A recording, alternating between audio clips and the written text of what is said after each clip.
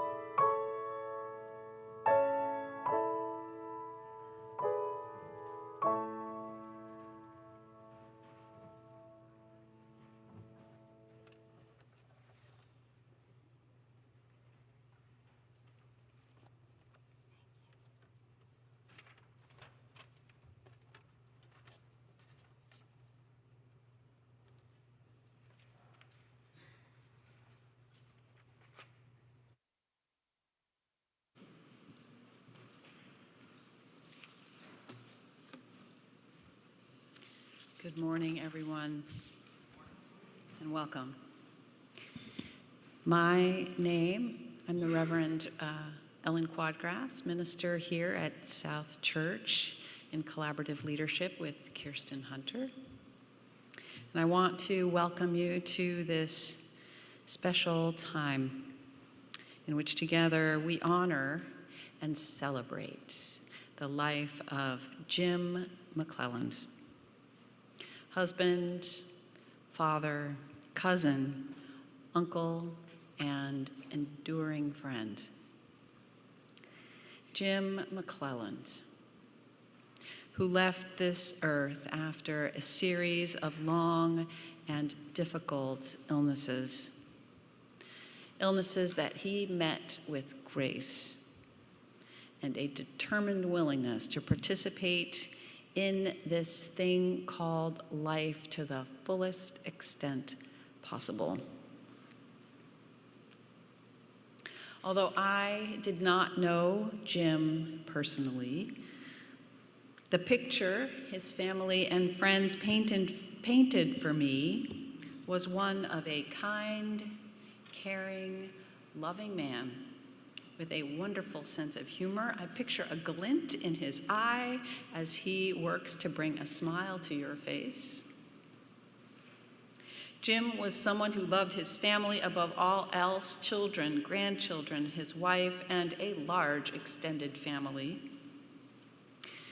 Picture Jim, a family member told me. There he is, 6'4", also known as Gaga, coloring and engaging in story hour at the library week after week. His granddaughters, Diana and Sophie, were lights of his life. One of his last wishes was for them to know him better and for him to know them better. Strawberry Sundays were a very important part of these rituals together, especially the last few months. I understand there are some strawberry dishes downstairs to help commemorate that. Jim's playfulness and patience opened the way to a special relationship with his nephew and brother-in-law. He understood and could see them in a way that allowed them to embrace and accept him. They enriched each other's lives in ways that would be hard to quantify. Jim loved sports. From everything I understand, that may be an understatement. He loved to talk sports, play sports, watch sports. Jim was a hard worker. He loved social connection, and he loved working in the yard. Jim was, as was so eloquently put in his obituary, young at heart from the beginning to the end through all of his 81 years. Today, we come to honor and celebrate Jim and hear from some of those who knew and loved him. Today, in a way, we get to spend some time with Jim, with who he was, with what he loved, with how he lived. Today, we get to lift Jim up, hold him close, even as you begin and continue the process of letting him go.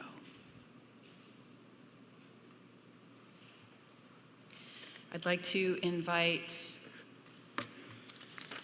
May Ryan and John McClelland to come up and light the chalice after I light the starter candle for you.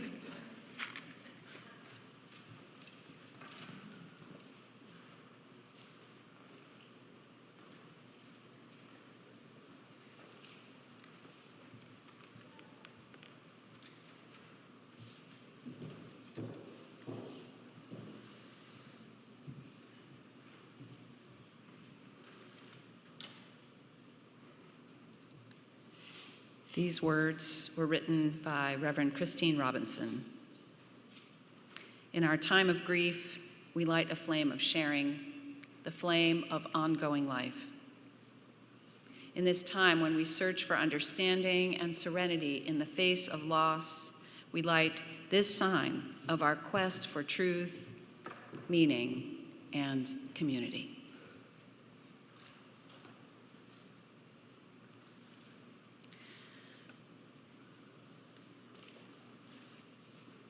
When we lose someone, even someone whose life was good and whole, who leaves behind a legacy of a life well lived. When we lose someone, even if their time here has been full of good things and has been long and wonderful, it is still loss.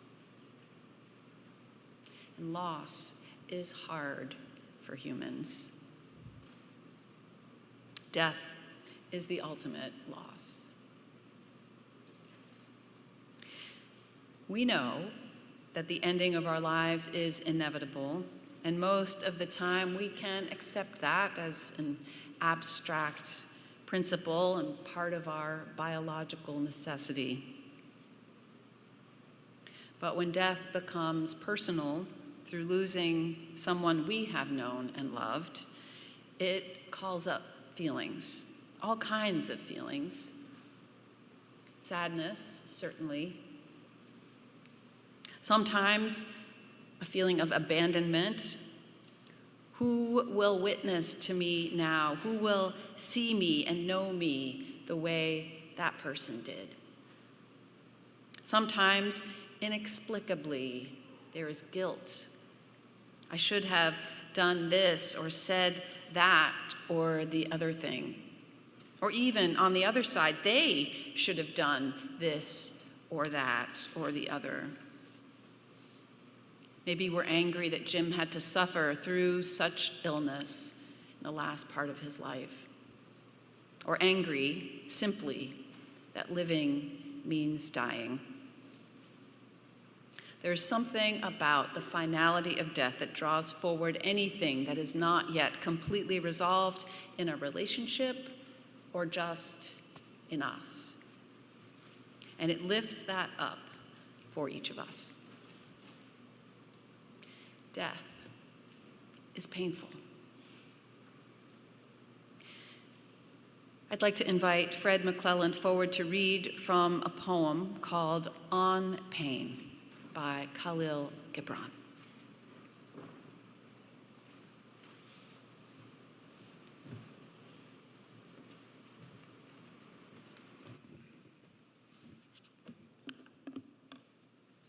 Good morning, everyone. Thank you for being here. And a woman spoke, saying, "Tell us of pain." And he said, "Your pain is the breaking of the shell that encloses your understanding. Even as the stone of the fruit must break, that its heart may stand in the sun, so must you know pain. And could you keep your heart in wonder at the daily miracles of your life, your pain would not seem less wondrous than your joy. And you would accept the seasons in your heart, even as you have always accepted the seasons that pass over your fields. And you would watch with serenity through the winters of your grief.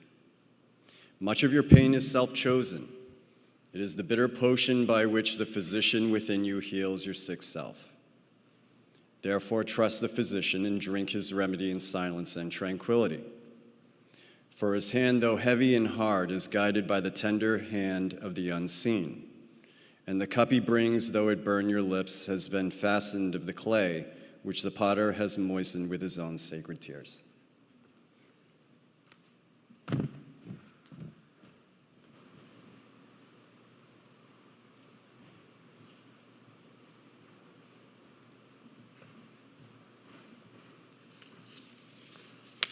I wonder what pain this death brings up for you. What does it look like or feel like? And what remedy can you trust? The cup of grief referred to in the poem is not easy. There's always some unresolved emotion, and that can feel heavy. And yet, it is good to accept the seasons of the heart, whatever they are. When we do, we enable healing. When we do, we open the door to insight and deeper meaning in all of life. So, feel what you need. This is a good time here together to notice all of it. Whatever emptiness Jim's death left behind, to let tears come if they come, to let warmth come, laughter come, appreciation come as they come, to let it all be right here, right now, just the way it is. It is the work of the heart to find a way forward, to tenderly take you along, and to find the wonder that always lives within the miracle of being alive now. May you find the light to guide you.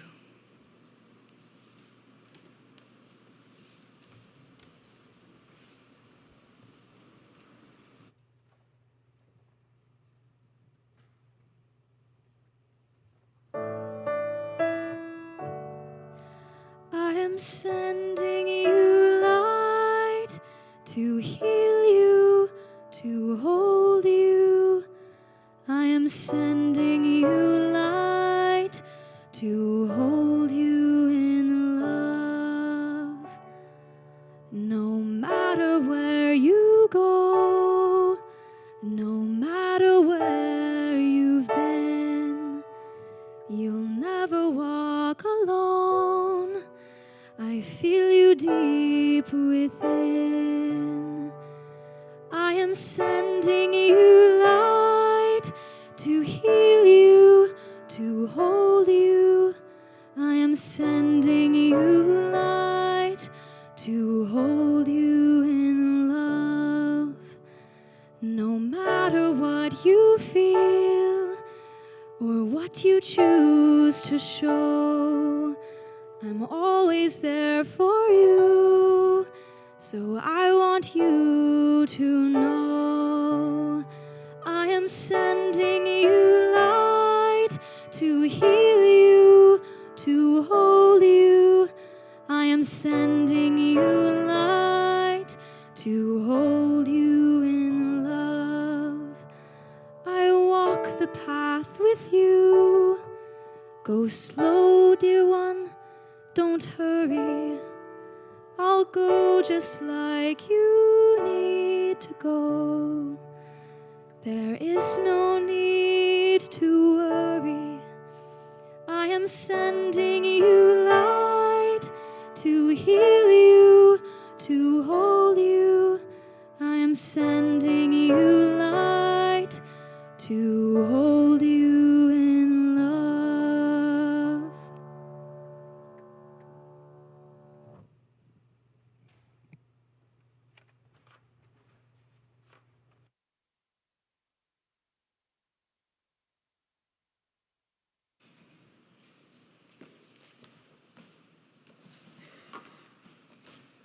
Good morning. Speaking on behalf of Jim's family today is an honor and a privilege. I'm Carol McClelland Dopp, Jim's sister. In the McClelland family, there were 3 sons. At first, Pete, Jim, John. 11 years later, there were 3 more children, my sister Susan, me, and then my brother David. There were 21 years between the oldest and the youngest McClelland child born to the same mom and dad. For me, the 3 older boys were like uncles. Jim and I recently figured out that he turned 18 and graduated from high school in 1960 when I was about to turn 3. So I wouldn't have had a memory of living in the same house.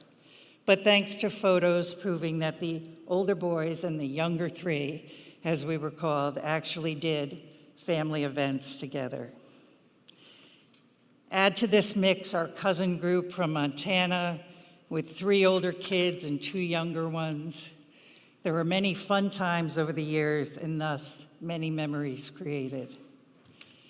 Jim attended Altamont School across the creek from the house they lived in a small town outside of Albany, New York. From there, he went to Guilderland School for 9th grade and then on to Milne School, a private school in Albany, New York, to finish high school. Jim's love of and talent for basketball and baseball were helpful in Guilderland and Milne's athletic team's successes.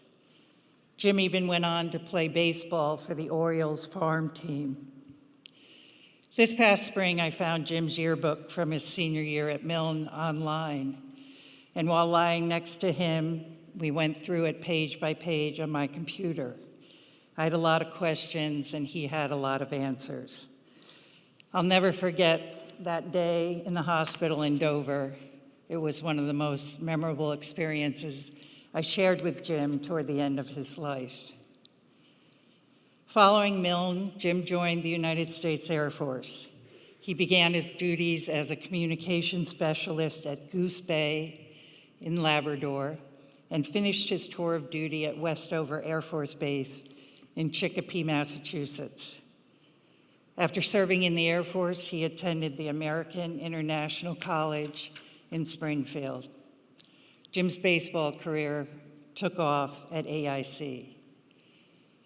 While working part-time in college as an orderly, he met Diane Creedon at a hospital where she was a nurse. They married and welcomed 2 children into their lives, Fred and Jennifer.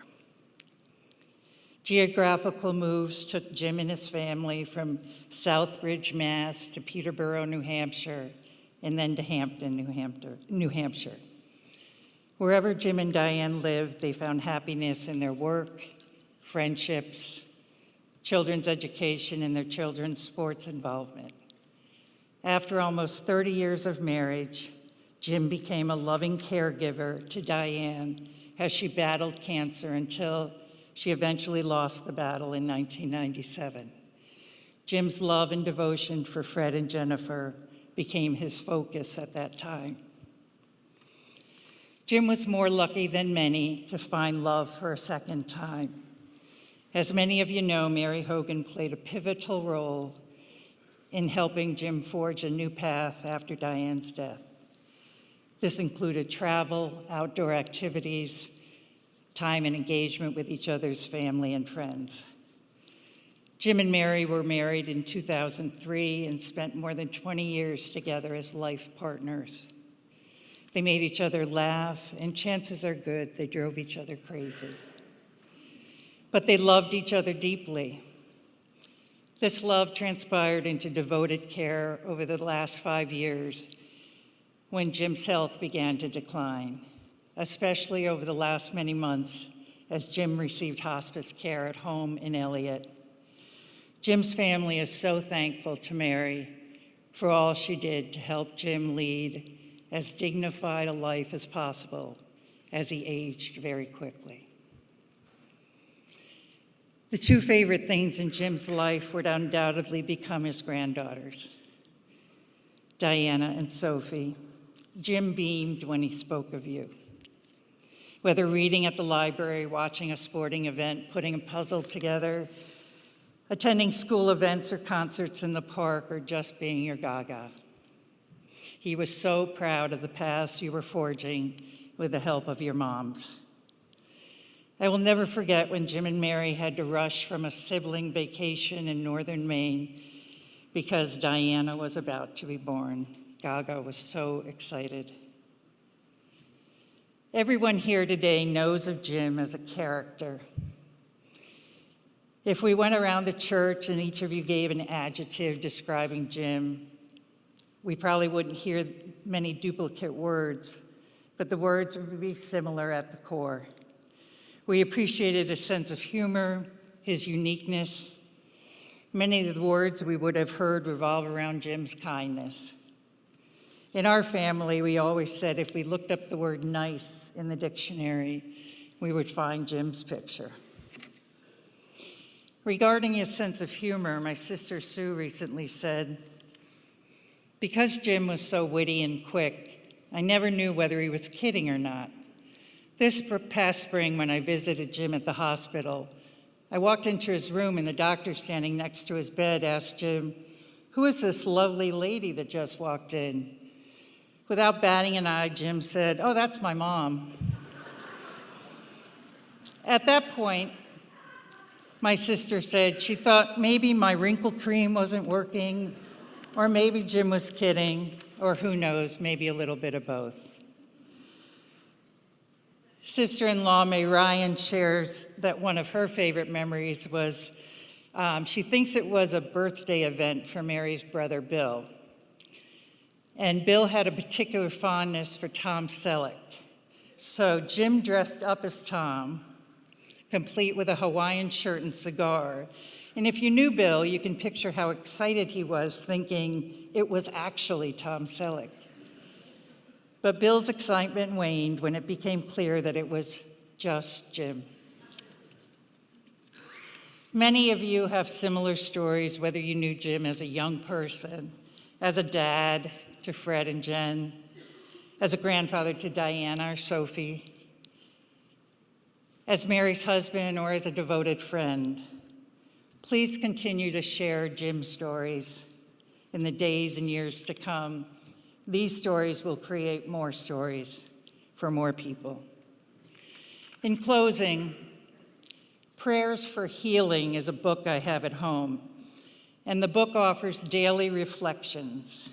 And on October 12th, the day Jim died, the reading was this: I love to watch how birds soar on the wind. There appears to be such little effort, yet such joy.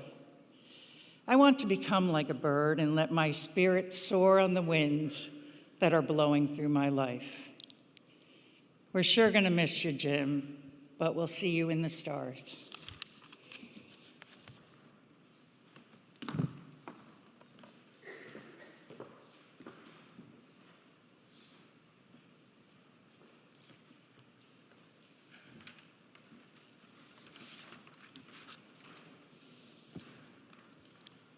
I just love memorial services. I love this opportunity we have to share and lift someone up.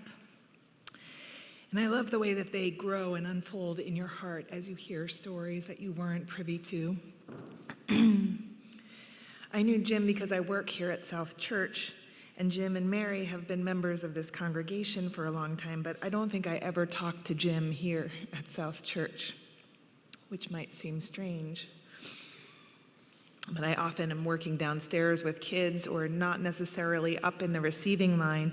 Where I knew Jim was because we ran into each other on a very frequent basis at Cafe Kilim, which is up the road on Islington Street. Before COVID, stopping at the Kilim, as locals will call it, on my way to work was a pretty regular part of my routine. I had a pretty big black and white dog that I would bring with me to work, and I'd tie her to the fence outside and walk in to get coffee. And back then, again, pre-COVID, they had a sitting area sort of centered around where you would go fill up your coffee. And Jim was a fixture there. Every morning when I came in and encountered that scene, I would smile to myself, because it felt like community, that really natural kind of community that just happens organically. People find a way to connect. They were a hodgepodge group of neighbors who had created a low-pressure space where anyone could find company and chat about the day.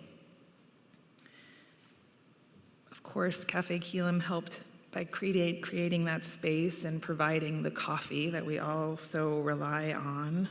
But equally important were each of those people who chose to bring that space to life. And that feels like that was a big part of who Jim was. Jim was always smiling and chatting. And when I would walk in, he would always pause to say, "Hey, how's things at church?" We went through quite a few years in this congregation when that question was actually kind of complicated. But Jim's question never felt weighted. He just seemed genuinely interested in knowing how I was doing and in hearing what was new. Jim had a way about him that was comforting and kind and playful.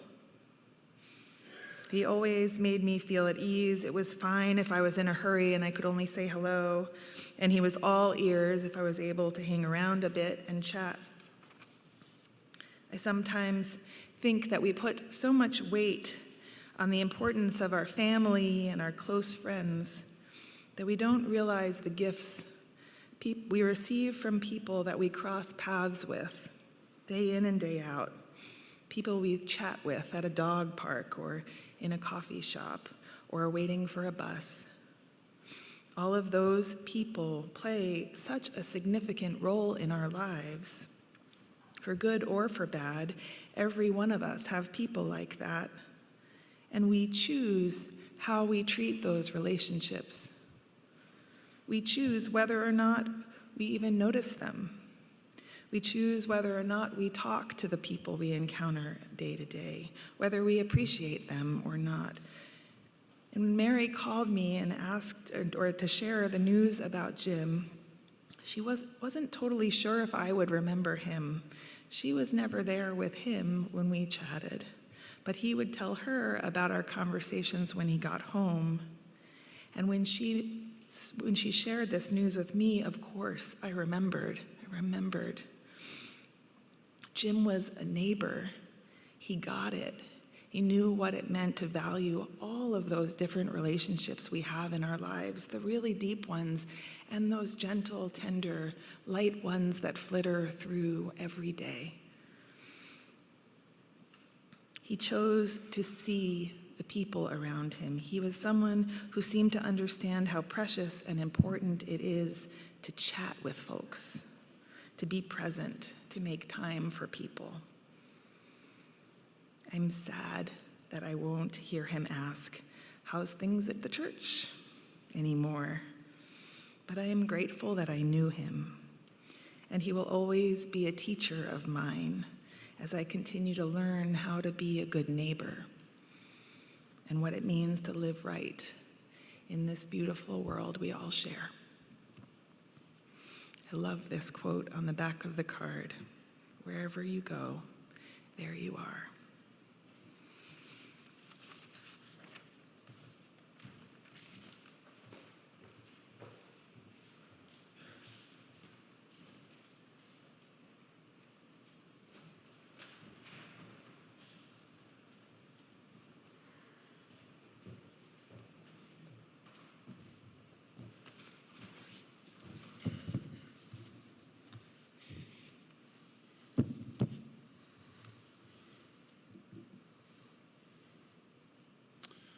Good morning, Mary, Jennifer, Fred, family members and friends.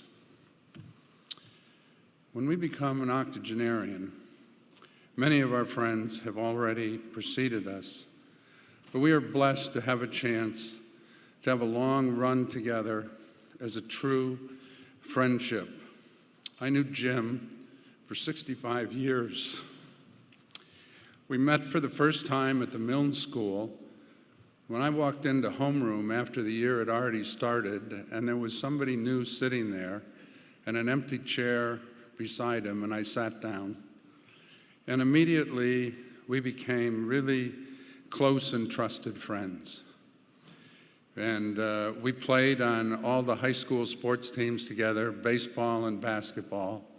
He was a really good athlete, and I was just average, but we still had fun together. And we usually double dated together with our high school sweethearts. And we also, after we graduated from high school, used to have some pretty intense partying together. I remember one specifically. We decided we needed some pizza, and we went to a restaurant called Luigi's out on Fuller Road. Some of the family may remember that. And I think we had a little more beer than we had pizza that night. And got back to the house, and we were a little boisterous and loud and stumbling up the stairs, broke a window in the kitchen door. Next day we got up, and my grandmother, who was living with us at the time, went, "Boy, I heard you guys come in last night, and it sounded like you had a really good time." To which my mother replied, "Don't ever come back to my house like that again." So that happened probably on more than one occasion.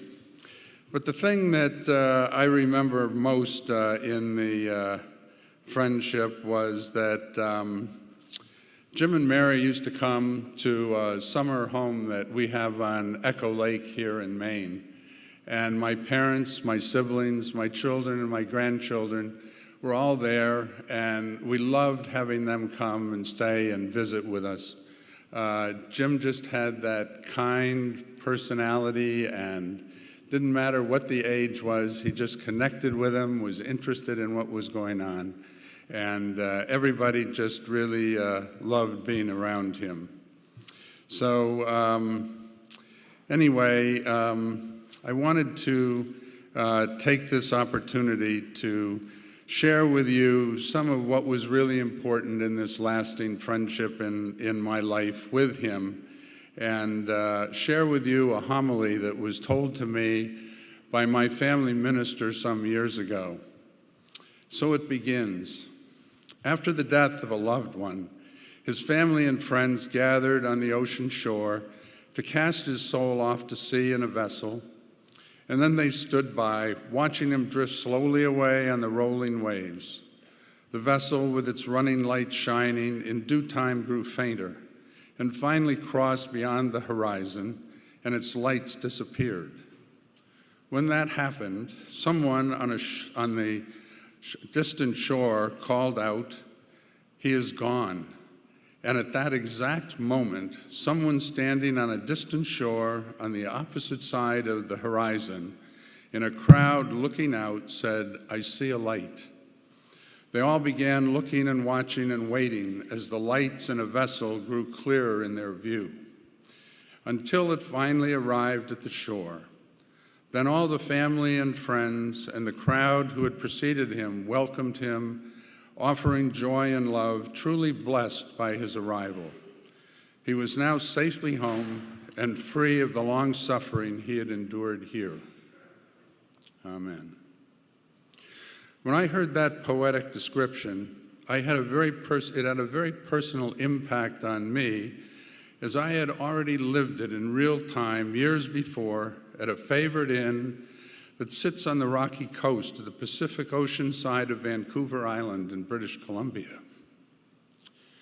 I was there with my wife at a place we love to stay for one last time, as she was preparing for her voyage in the final year of her life with metastatic cancer. That day, knowing what was in store for us, I was sitting by the picture window in our room in the late afternoon, deep in thoughts, when a fishing trawler sailed out of Tofino Harbor with its running lights ablaze, headed for the open waters to begin the journey. I watched as it slowly sailed and bobbed on the boiling waves until only the light on the mast was evident. Then, suddenly, it flickered and disappeared over the horizon. On that day, I sat and pondered who was on that boat braving the rough unknowns of the trip. Who in the harbor were they leaving behind, and where it might be going on the far side of the horizon? Hearing that in a poetic way helped offer responses to some of those questions I had on that day, and reassures us of how we complete our life's journey. Now, whenever I go to the shore, as many of you do here in New England, I always look for a boat headed for the horizon. I sit, I watch, and I wait for it to disappear and think of all those loved ones who have taken that final journey. I am now including Jim in those thoughts and prayers, and hope you will all be able to do that as well and help you find peace. Goodbye, my friend.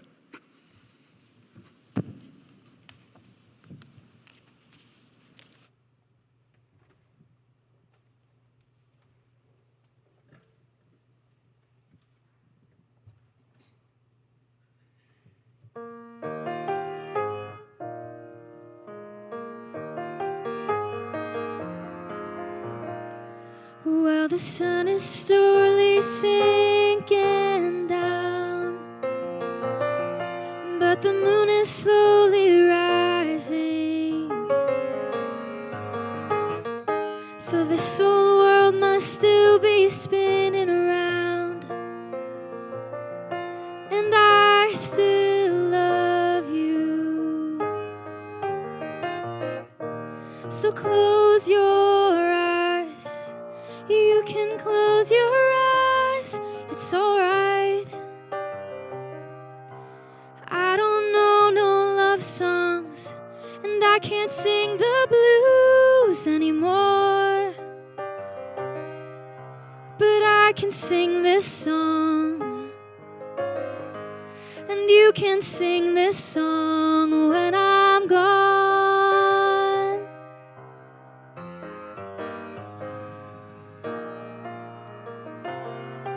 It won't be long before another day. We're gonna have a good time, and no one's gonna take that time away. You can stay as long as you like.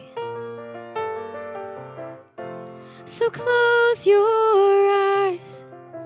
You can close your eyes. It's alright. I don't know no love songs, and I can't sing the blues anymore. But I can sing this song, and you can sing this song when I'm gone.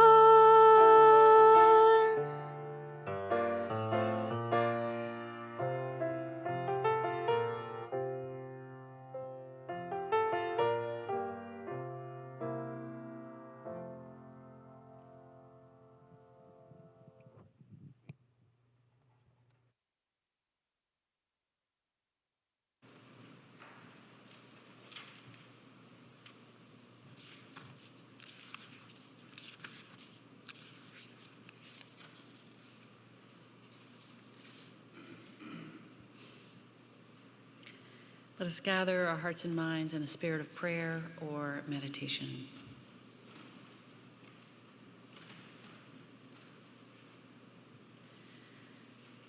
We imagine Jim crossing over that horizon,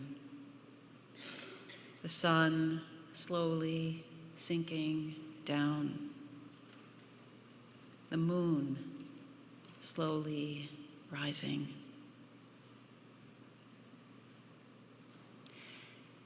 You can close your eyes, Jim McClelland. It's all right.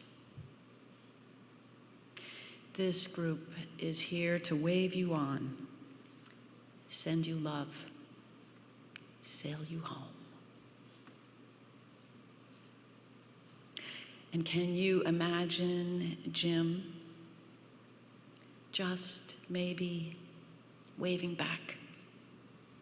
Can you imagine Jim saying, like in the words of the song, "Hey, I still love you"? In this special time, this special moment, as we hold Jim in our minds together, the presence of his memory among us, as you deepen your goodbye, may the song of his life live in your memory. May his warmest care, his kindest words, your sweetest times with him, may they sink deep into your heart. May his kindness, his warmth, his playfulness, the essence of who he was be a beautiful memory in your mind. And may the inspiration of his example live in your aspiration as you go about your day. Jim's steadfastness, Jim's lovely presence with the whole community, Jim's presence and care for the people closest to him. I invite you to take a moment in the silence that follows to bring the warmth of these images to your mind. Draw Jim close in your heart and offer him your own loving goodbye.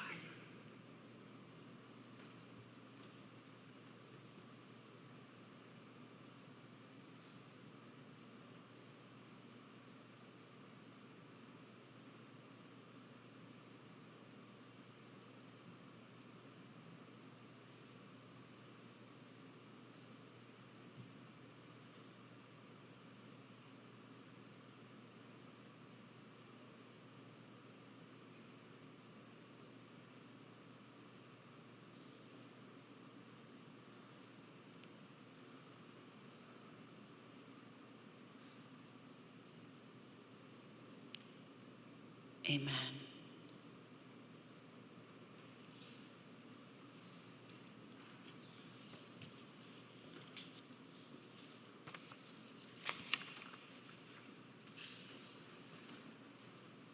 I'd like to invite Susan and Jeff Keating up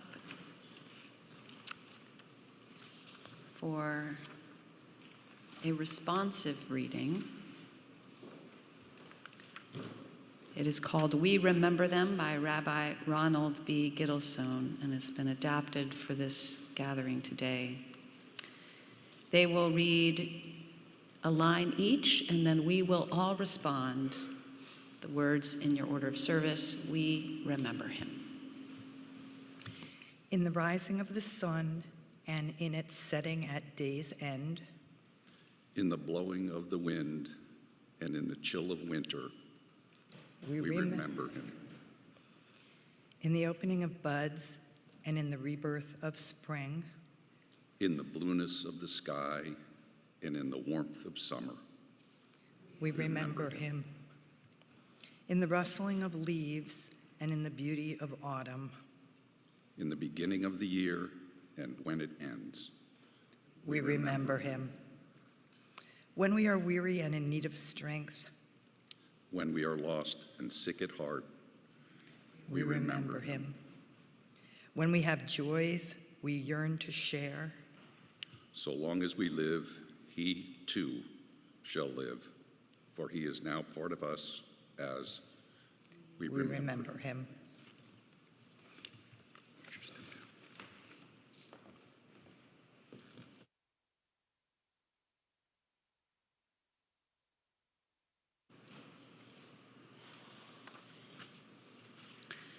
As we begin to bring our time together to a close, I would like to invite anyone who would like to light a candle. A candle to honor Jim's memory. A candle to represent the light of the life Jim lived. And a candle to represent whatever light of Jim's you want to take into yourself, for the ways Jim's light might live on through you. As we do this, I invite you to go around the back and come into the sides to light candles, and then back to your seats. So out the back, around the sides, and then forward.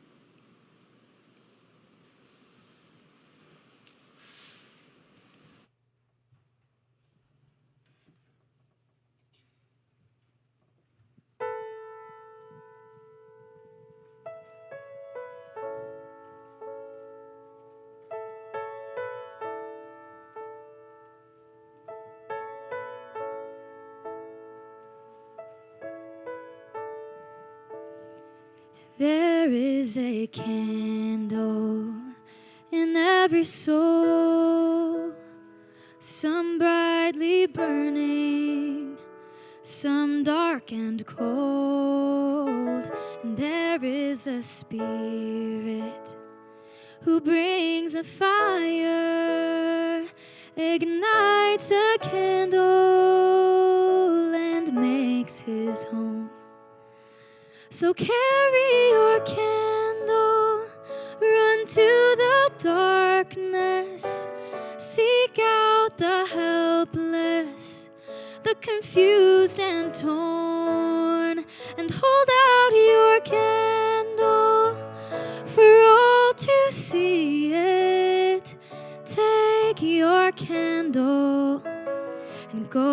light your world. Take your candle and go light your world.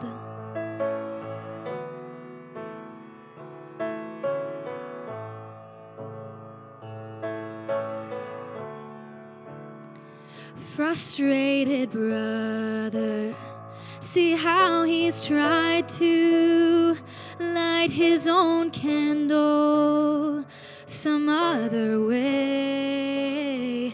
See now your sister, she's been robbed and lied to, and still holds a candle without a flame. So carry your candle, run to the darkness, seek out the lonely, the tired and worn, and hold out your candle for all to see it. Take your candle and go light your world. Take your candle and go light your world. Hey na na na na na, hey na na na na na, hey na na na na na, hey now. We are a family whose hearts are blazing, so let's raise our candles and light up the sky, praying to our Father in the name of Jesus. Make us a beacon in darkest times. So carry your candle, run to the darkness, seek out the hopeless, deceived and poor, and hold out your candle for all to see it. Take your candle and go light your world. Take your candle and go light your world. Take your candle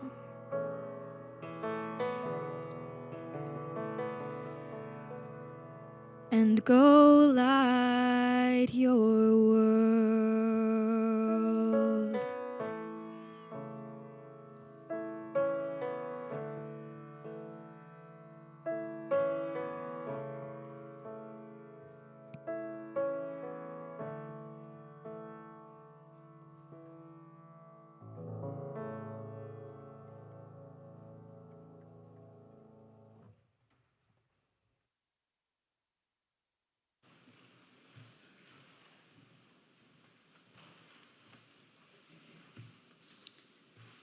Before I share the closing reading, I want to let you know that the family invites all of you to the reception downstairs in a moment. After the reading and as the postlude begins, please give them some time and space to make their way downstairs before you follow suit. These closing words are from The Gardener by Rabindranath Tagore. Peace, my heart. Let the time for parting be sweet. Let it not be a death, but completeness. Let love melt into memory and pain into song. Let the flight through the sky end in the folding of the wings over the nest. Let the last touch of your hands be gentle, like the flower of the night. Stand still, O beautiful end, for a moment, and say your last words in silence. I bow to you, and I hold up my lamp to light you on your way. Amen. Go in peace.